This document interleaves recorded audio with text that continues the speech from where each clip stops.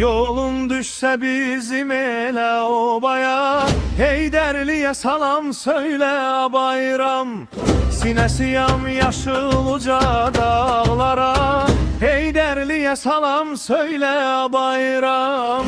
Suyundan içersen buz bulakların, meyvesinde erersen şux budaqların.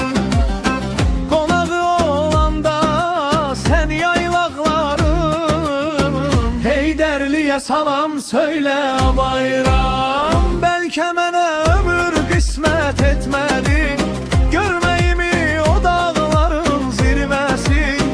O elleri dertle gemler görməsin, Heydərliyə salam söyle bayram.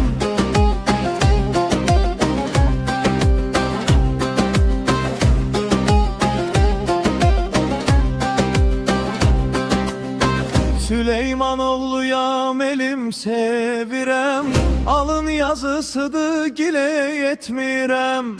Vətənimi qəlbimdə yad edirəm, xəyalımda hər an qonaq gedirəm. Heydərliyə salam söylə bayram, Hallavara salam söylə bayram. Bəlkə mənə ömür qismət etmədi, görməyimi o dağlanan zirvəsin. O elləri dərdlə gəmlər görməsin, Heydərliyə salam söylə bayram. Bəlkə mənə ömür qismət etmədi, görməyimi o dağlanan zirvəsin. O elləri dərdlə gəmlər görməsin, Heydərliyə salam söylə bayram. Bəlkə mənə ömür qismət etmədi, görməyimi o dağlanan zirvəsin. O elləri dərdlə gəmlər görməsin, Heydərliyə salam söylə bayram.